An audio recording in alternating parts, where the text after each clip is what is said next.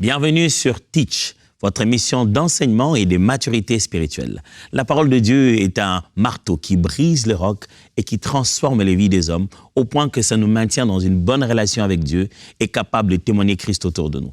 Cette émission a été conçue pour vous permettre de comprendre et d'appliquer intentionnellement les Écritures comme un disciple de Jésus-Christ. Depuis le début de cette semaine, nous avons commencé à parler du prophétique. Vous imaginez, on a pris le risque de parler du prophétique. D'abord, on a placé des bases. Puisqu'on va parler du prophétique, il fallait quand même s'entendre sur un certain nombre de choses. Puis, on a commencé à expliquer ce que c'est, selon la Bible, un prophète. Aujourd'hui, nous allons parler de ce que c'est que la prophétie, en fait. On dit prophétie, mais qu'est-ce qu'est la prophétie selon la Bible? Nous allons entrer en détail, on va découvrir qu'est-ce que c'est que la prophétie selon la Bible, et ça sera un point vraiment très bien qui nous permettra de décoller dans cette affaire du prophétique. Alors, let's teach. Grandissons ensemble. Quand vous entendez prophétie dans la Bible, souvenez-vous toujours qu'il y a deux aspects de ce mot-là. Premièrement, la prophétie est d'un côté un message et la prophétie est de l'autre côté un don. OK. La prophétie est un message en soi d'abord. C'est un message divin visant à tenir les hommes au courant de la pensée de Dieu et de ses sentiments pour le monde entier, pour une situation particulière, pour un individu. La prophétie, c'est ce message qui vient révéler le cœur de Dieu, qui vient faire savoir aux hommes ce que Dieu pense, ce que Dieu ressent, quelles sont les intentions, les sentiments, les pensées, la volonté de Dieu. La prophétie est donc ce message. Mais la prophétie n'est pas seulement ce message inspiré, ce message divin. C'est ce message où Dieu veut faire connaître ce qui est en lui, ce qui est dans sa pensée, dans son cœur, dans sa volonté. La prophétie, c'est aussi un don. Dans la Bible, lorsqu'on dit prophétie, on fait aussi référence à un don de prophétie. C'est un don spirituel accordé par le Saint-Esprit aux croyants pour édifier, corriger et encourager les autres. Quand quelqu'un a un don de prophétie, il est là pour encourager, édifier, corriger les autres selon la parole de Dieu et l'inspiration du Saint-Esprit. Donc, il y a ce qu'on appelle un don de prophétie parce que cette personne reçoit, parmi tant d'autres, un message de prophétie. Quelqu'un peut recevoir un message de prophétie sans que ça soit nécessairement par un don de prophétie. Au fur et à mesure qu'on avance, vous allez commencer à découvrir ça. Donc, la prophétie, c'est un message. La prophétie, c'est aussi un don spirituel, un genre de don spirituel parmi tant d'autres places du Seigneur qu'il arrive le moment où on parlera des dons spirituels en long et en large. Donc, que veut dire prophétie?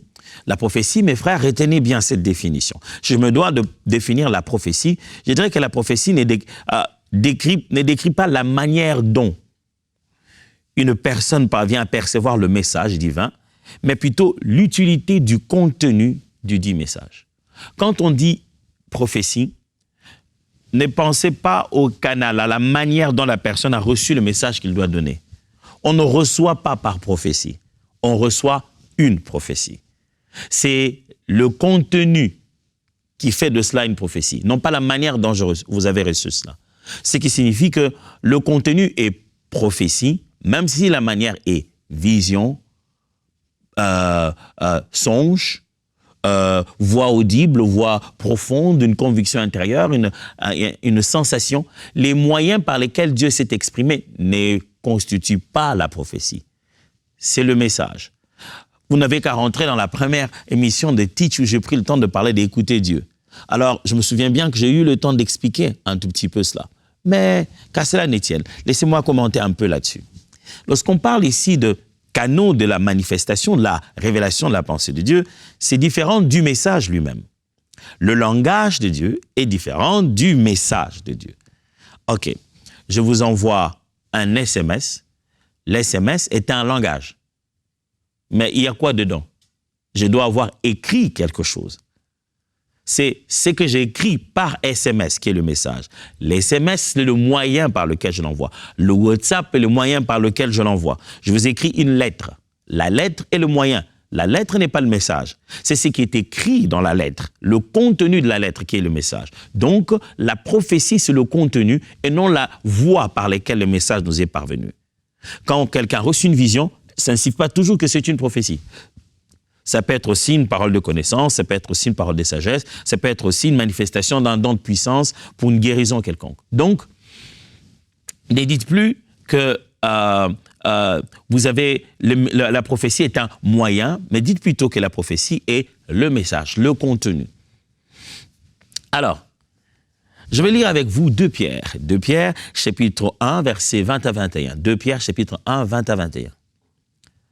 Sachant tout d'abord, vous-même, qu'aucune prophétie de l'Écriture ne peut être un objet d'interprétation particulière, car ce n'est pas par une volonté d'homme qu'une prophétie a jamais été apportée, mais c'est poussé par le Saint-Esprit que les hommes ont parlé de la part de Dieu. Je vais lire encore d'autres passages bibliques, et tous ces passages vont nous conduire à arriver à un seul résumé. Donc, restez avec moi dans toutes ces lectures. Je vais arriver finalement à partager avec vous les caractéristiques de la prophétie biblique. Parce qu'il est question de comprendre qu'est-ce que c'est qu'une prophétie. Soit-elle un message, soit-elle venue à travers un don de prophétie, mais on doit comprendre une prophétie. Alors, on a commencé par lire d'abord 1 Pierre, la Bible, 2 Pierre plutôt tout à l'heure, la Bible dit qu'aucune prophétie n'est censée être l'objet d'une interprétation particulière d'un être humain, c'est plutôt poussé par le Saint-Esprit que les hommes ont parlé de la part de Dieu. Lisons. 1 Thessaloniciens, chapitre 5, versets 20 à 22. Ne méprisez pas les prophéties, mais examinez toutes choses, retenez ce qui est bon, abstenez-vous de toute espèce de mal. Paul est en train de parler aux Thessaloniciens. Les prophéties, ça existe. Les gens font des excès, oui. Mais quelle est la recommandation biblique? Ce n'est pas, les prophéties n'existent pas, oubliez cette affaire, non. La recommandation biblique est celle-ci, ne méprisez pas les prophéties. Quelle est la recommandation biblique? La recommandation biblique est, ne méprisez pas les prophéties, mais examinez toutes choses. Et puis, retenez ce qui est bon. C'est-à-dire qu'à un moment, après avoir fait l'examen de tout, de façon générale, y compris la prophétie, retenez ce qui est bon. Habakkuk, chapitre 2, versets 2 à 3. Vous en faites pas, je vais arriver à conclure à travers ces passages bibliques 7 caractéristiques d'une prophétie. Habakkuk, chapitre 2, versets 2 à 3.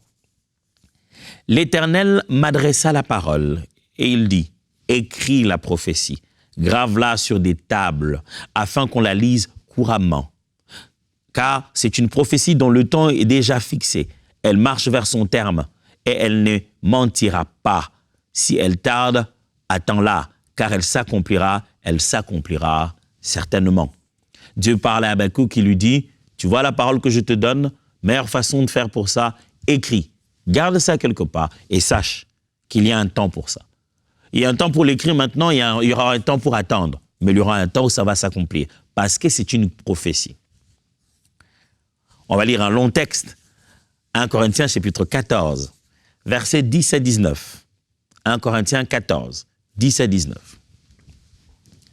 Il existe dans le monde un grand nombre de langues différentes, dont aucune n'est dépourvue de sens. Ça, c'est Paul qui est en train d'expliquer le parler en langue et le don de prophétie.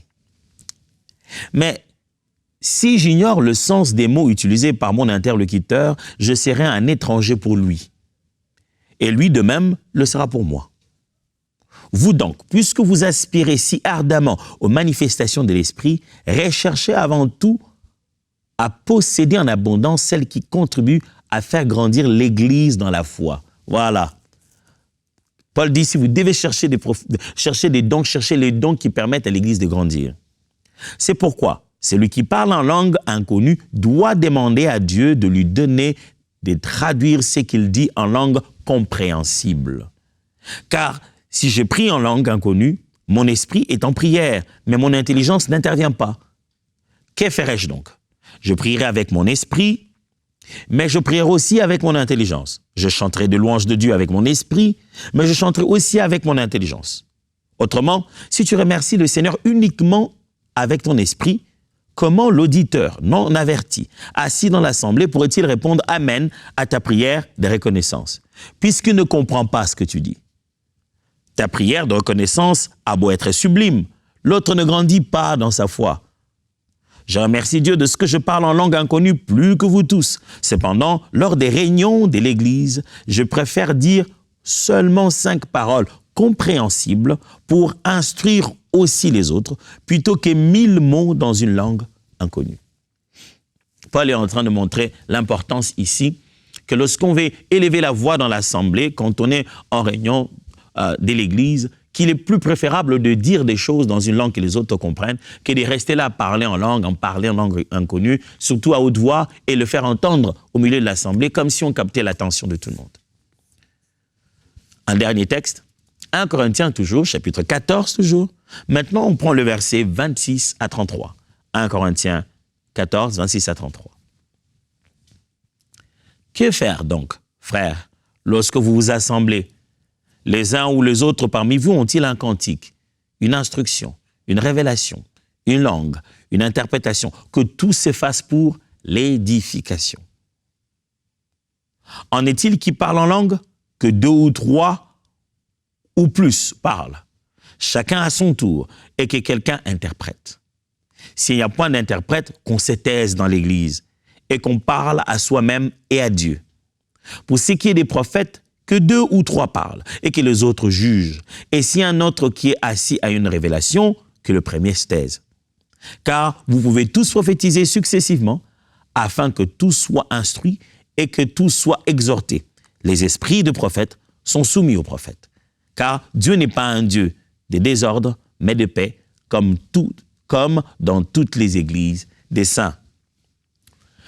Laissez-moi vous parler, justement, puisqu'on parle de la prophétie ici, laissez-moi vous parler de quelques éléments que je rassemble. J'ai appelé ça 7 caractéristiques de la prophétie.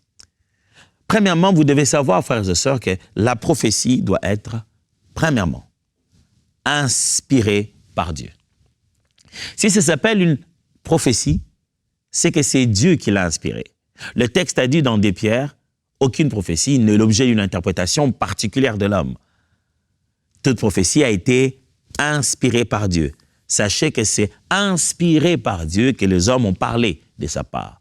La prophétie, elle s'appelle prophétie parce qu'elle est inspirée par Dieu. Pas parce que la personne qui est en train de parler a appelé sa prophétie.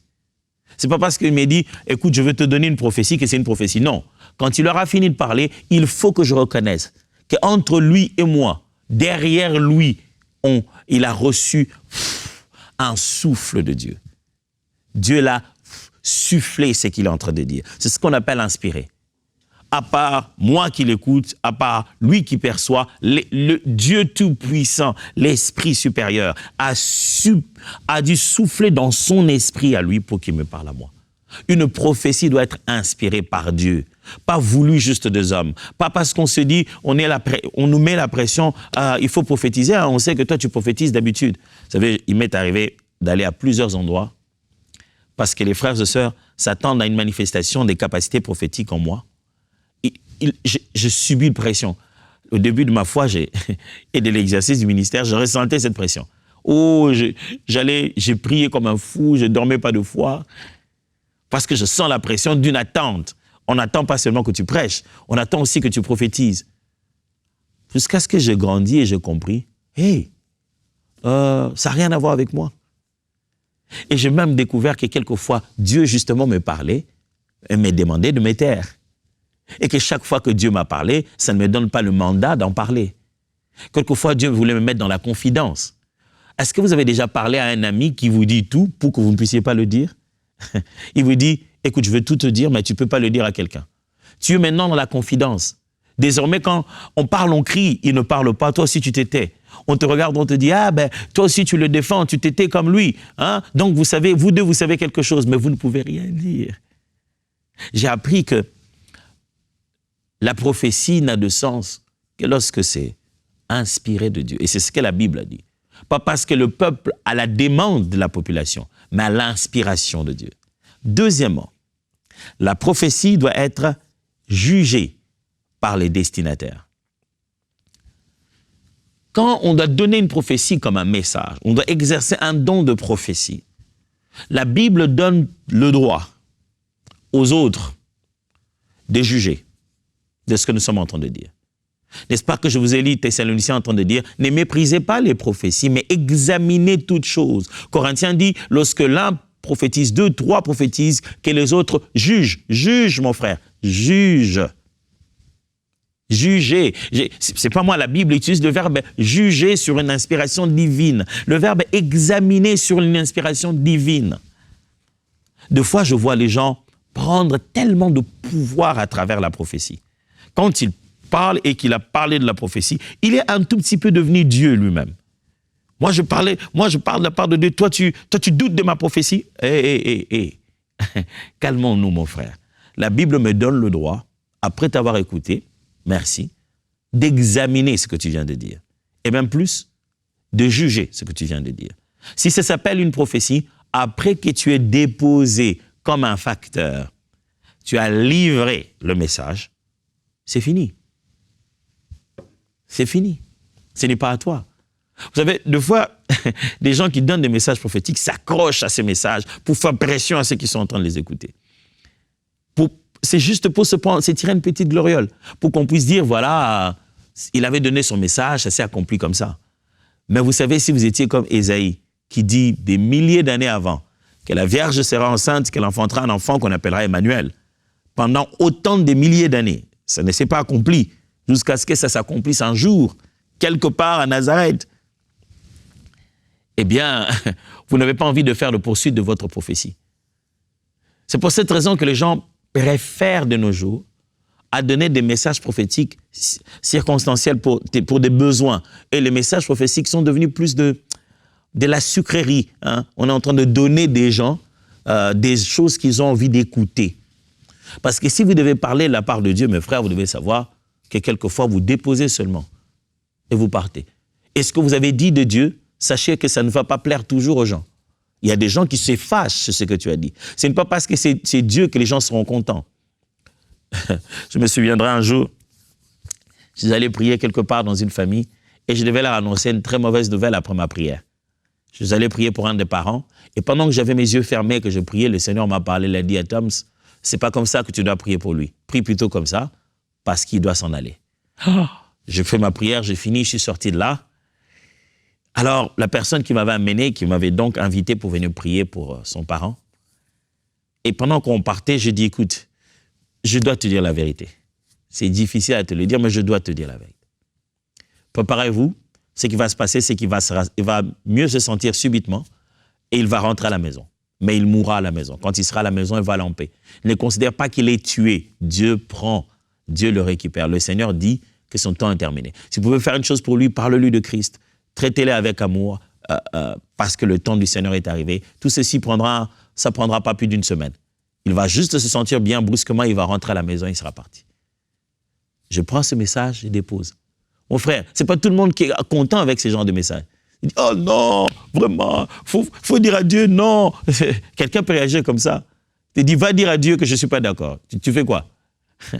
Alors, sache que nous sommes que des porteurs d'un message. Et les autres ont droit de les juger. Ils ont droit de nous dire, je n'ai pas compris. Il m'est arrivé de donner le message aux gens et puis ils me disent, ce que tu dis là, je n'ai pas compris ce que tu veux dire. Je dis, non, c'est pas grave. J'évolue et jusqu'à ce que petit à petit, la compréhension va lui venir. Sachez-le que quand on prophétise, ceux qui nous écoutent ne sont pas condamnés. Ils ont aussi l'Esprit de Dieu, surtout s'ils sont chrétiens. Ils sont capables d'examiner ce qu'on va dire, ils seront capables de retenir une partie et ils seront même capables de juger ce qu'on est en train de dire. Troisième caractéristique, la prophétie doit être exécutée en ordre. Je vous ai lu 1 Corinthiens tout à l'heure. Paul insiste. Ce n'est pas parce qu'on est en train de prophétiser que c'est l'Esprit de Dieu que ça doit se faire en désordre. 1, 2, 3 prophétisent d'abord et les autres jugent à tour de rôle. Il dit, l'un prophétise et quand celui qui est assis à la parole, celui qui est debout peut s'asseoir, celui qui est assis, qui a une nouvelle parole à présenter, une révélation, prophétise. Une prophétie est synonyme d'ordre, pas de désordre.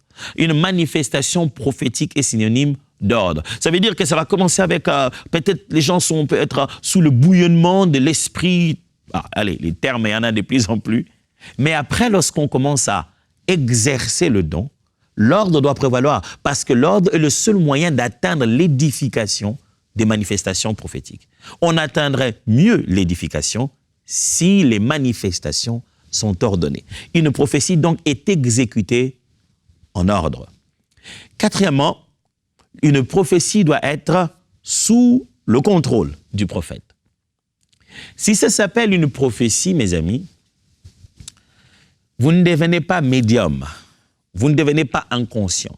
Paul l'a dit, je le lis avec vous dans 1 Corinthiens 14. Les esprits de prophètes sont soumis aux prophètes. J'aime bien la version qui dit « les prophètes sont maîtres de leur propre esprit ». C'est-à-dire, quand quelqu'un est en train de prophétiser, il est encore capable de se taire. Ce n'est pas comme s'il a ouvert la bouche comme ça. Dieu ne fait que parler à travers lui. Non, non, non. Le Seigneur passe par son intelligence. Souvenez-vous, c'est seulement au moment où on parle en langue que l'intelligence est stérile. L'Éternel passe par son intelligence. C'est pourquoi, de fois, dans son langage, il va commettre les mêmes fautes de français qu'il commet, les mêmes fautes de langue peut-être. Il va dire la papa. Ce n'est pas Dieu qui dit la papa. Dieu souffle le message et le vocabulaire de cette personne va parler. Donc, la prophétie doit être sous le contrôle du prophète. Ne donnez pas l'impression que vous avez reçu un message, vous ne pouvez plus vous retenir, ce n'est plus possible, je ne peux pas me retenir. Pendant que lui, il parle, si je ne parle pas, ça va s'en aller. C'est quoi ça? C'est Dieu qui parle à ton esprit. Vous savez, j'ai appris une chose avec le temps, dans l'exercice du prophétique, c'est depuis l'âge de 14 ans que je donnais ma vie au Seigneur Jésus et que je commençais déjà à servir. À cet âge-là, 15-16, je commençais déjà à être vraiment actif dans l'œuvre de Dieu. Et les choses dont je vous parle ne sont pas d'hier. Maintenant que je suis père de 4 enfants et j'ai commencé à avoir quelques barbes blanches quelque part ici. J'ai passé toute ma vie à l'église. Alors, toute ma vie à l'église et dans l'œuvre de Dieu. Et j'en ai vu de toutes les couleurs. Peut-être c'est pas fini, je crois qu'il y a encore des couleurs à vivre. Mais j'en ai vu de toutes les couleurs. Où, des fois, les gens vous donnent l'impression que quand ils prophétisent, ce ne sont plus eux, ce ne sont plus elles, quoi. Les personnes ne sont plus là. C'est-à-dire que c'est Dieu, c'est comme du médium, un esprit s'est saisi de lui, il a prophétisé, et puis après, il s'est ressaisi, il dit, je ne sais pas qu'est-ce qui se passait ici. La Bible dit plutôt que lorsque le prophète prophétise, son esprit est maître de lui-même. Il est maître de ce qui est en train de se passer. Dieu aimerait vous utiliser, aimerait passer par vous. Il n'aimerait pas vous faire disparaître et vous rendre inconscient. Il ne reste plus qu'à tourner la couleur de vos yeux. Vous savez, la partie noire disparaît et vous êtes comme dans un film hollywoodien et vous montez comme ça. Et puis bam, vos yeux deviennent rouges. Ainsi parle l'Éternel. Allez, mes amis, la simplicité de Christ, la simplicité des choses de Dieu. Nous ne sommes que des simples instruments que le Seigneur utilise. On perçoit quelque chose, on reçoit quelque chose, on peut contrôler ça. 5e caractéristique de la prophétie. La prophétie doit se faire dans un langage intelligible. Quand Dieu nous parle, il utilise des langages assez complexes avec nous. Dieu nous parle, chacun les images ou les formes de messages qui nous parviennent peuvent être très complexes. Mais quand ça s'appelle prophétie, quand vous avez la responsabilité de communiquer, vous avez la responsabilité, vous, de rendre ça compréhensible. Pourquoi? Parce que Paul est en train de comparer parler en langue et prophétie. Et il dit que la prophétie est mieux en matière d'édification dans l'assemblée que le parler en langue pour la simple raison que la prophétie, elle, c'est parler aux hommes dans la langue qu'ils comprennent. Pendant que le parler en langue ici, c'est dans des langues inconnues que les gens ne comprennent pas. De ce point de vue, dans une réunion, on atteint mieux l'édification parce qu'on parle dans une langue que tout le monde comprend, au lieu de commencer à parler dans une langue inconnue. Alors, si même la prophétie n'est plus dans une langue qu'on puisse comprendre, pourquoi ça s'appelle prophétie alors? La prophétie est censée être dans une langue intelligible. Elle est censée être compréhensible. On est censé le dire dans un langage que les autres comprennent. Ne présentez pas, des fois, vous savez, la prophétie peut être très, très poétique, elle peut avoir mais ça doit être, on doit te comprendre. Des fois, les gens, ils donnent une prophétie qui l'entrecoupe par des alléluia, qui l'entrecoupe par des sensations. Oh, le Seigneur m'a dit alléluia, oh, alléluia, oh, Dieu me parle, alléluia, le Seigneur a dit bientôt alléluia, oh, alléluia, Seigneur, je sais, oh, Père, merci pour tout ce que tu dis, alléluia, Dieu m'a dit, oh, mon frère, Dieu t'a dit, toi-même tu pries. En même temps, dans la même prophétie, tu pries, tu chantes. Ouf, ça devient difficile. Le but de la prophétie, c'est que ça soit compréhensible dans un langage intelligible. Troisième caractéristique de la prophétie, j'ai déjà lu aussi tout ça dans les différents textes que j'ai lus au début, c'est que la prophétie doit être toujours source d'édification. Paul dit, est-ce que quelqu'un a une révélation, quelqu'un a une langue, quelqu'un a une interprétation, quelqu'un a une prophétie, que tout ça sert à l'édification. Édifier ne signifie pas plaire. Voilà, c'est ça le but. On doit bien comprendre ça. Quand on dit édifier, ça ne signifie pas seulement que c'est pour plaire, pour que les gens se sentent bien. Non, ça veut simplement dire pour bâtir. Ça doit construire, ça doit permettre à l'Église de grandir, ça doit permettre à la personne qui reçoit de mûrir dans sa relation avec Dieu. Ça ne veut pas simplement dire qu'il va t'acclamer, ça ne veut pas simplement dire que c'est pour ses poches pour qu'ils disent Alléluia. Ça peut l'énerver, mais ça doit le rendre meilleur. Quand vous êtes en train de bâtir la vie d'un enfant, quelquefois ça lui fait mal parce que c'est une piqûre, quelquefois il ne veut pas le faire, mais c'est pour son bonheur. La prophétie est là pour édifier. La finalité, c'est pas la division. La finalité, c'est pas éloigner les gens. La finalité, c'est bâtir le corps de Christ et la bâtir comme l'édifice, comme une maison. C'est faire le travail de maçon, c'est faire de la maçonnerie en fait. C'est ça la prophétie. Vous êtes en train de placer des bases, vous mettez des choses pour faire grandir l'Église. Et enfin, la prophétie. Septième caractéristique, la prophétie s'accomplit en son temps. La prophétie est toujours accomplie en son temps. C'est ce que le Seigneur a dit à Habakkuk. Écris-la, cette prophétie. Elle s'accomplira. Si c'est une prophétie, elle finira par s'accomplir. Ne vous en faites pas. Dans ma vie, j'ai donné des messages prophétiques, ou en sortant d'une salle, ou en sortant d'un endroit, où les gens me regardaient d'un œil. C'est dit, oh, le pauvre, depuis qu'il a dit ça, il n'y a toujours rien. Avant, je souffrais de ça. Je dis, Seigneur, fais quelque chose. Et puis, le Seigneur m'a dit, c'est moi qui ai parlé ou toi? J'ai dit, bon, Dieu, ils ont quand même entendu ma voix. Il faut qu'on... Et mon visage, hein, ils ont vu, et mon visage et ma voix. Il faut quand même qu'on tienne compte de ça. Mais le Seigneur m'a dit, c'est moi qui t'ai envoyé. Laisse-moi la responsabilité d'avoir gloire ou d'être insulté par les hommes s'il le faut. Et j'ai été très étonné. Et ça, j'ai compris ça après dans la Bible. Qu'en matière prophétique, c'est celui qui a la capacité de donner un message qui demande d'attendre, qui sera très respecté lorsqu'à la fin, le message s'accomplit. Parce qu'on aura jugé de son attitude pendant ce temps-là. Comment était-il?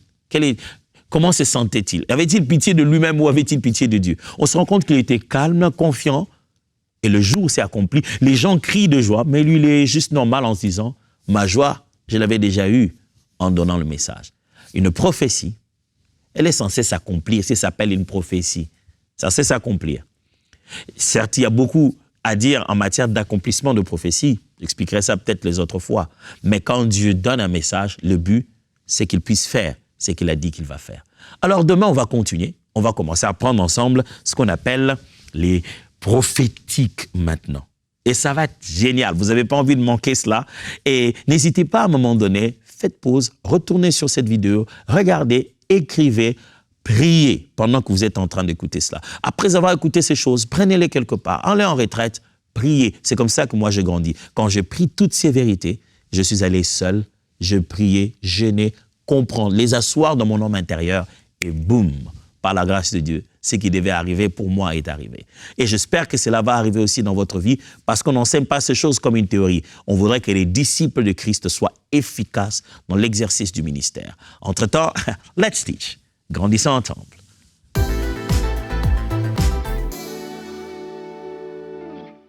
Je ne sais pas pour vous, mais j'aime beaucoup méditer et étudier la parole de Dieu. Et jusqu'à présent, je l'ai fait à travers de différents commentaires bibliques dans des livres. Mais maintenant, pour la toute première fois, de manière entièrement gratuite, les commentaires bibliques Esprit et Vie seront disponibles dans l'application Ma Bible. Mais non seulement pour les adultes, mais aussi pour les enfants. Dans Ma Bible Junior, il y aura les commentaires Esprit et Vie Junior. Ça va être énorme. C'est extraordinaire de pouvoir méditer la parole avec des commentaires écrits de qualité. qui ont fait leur nom. Leur réputation est déjà bien établie et c'est dans ma Bible de manière gratuite. Donc alors aujourd'hui, on a besoin de votre aide. On veut vous remercier, vous tous qui faites partie de la famille des partenaires, mais à vous tous aujourd'hui qui voyez cette vidéo, je vous encourage à vous joindre à cette grande famille qui soutient EMCI et tous ses différents projets. Alors aujourd'hui, faites ce pas et rejoignez la famille des partenaires mensuels d'EMCI. Dès maintenant, faites partie des 20 000 partenaires mensuels qui porteront la vision d'EMCI et qui l'amèneront encore plus loin. Pour faire votre don, rendez-vous sur emcitv.com/20 000.